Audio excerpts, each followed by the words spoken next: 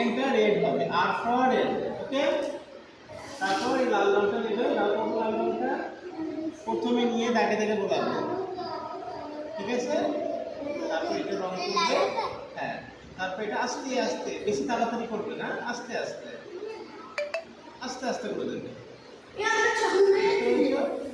সুন্দর করে আস্তে আস্তে।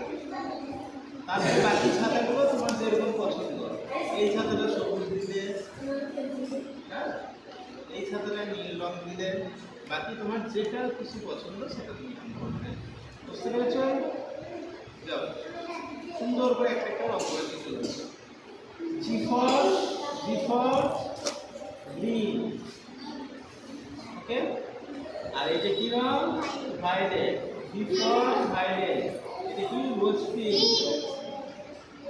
আর for rose, P for pink. Okay.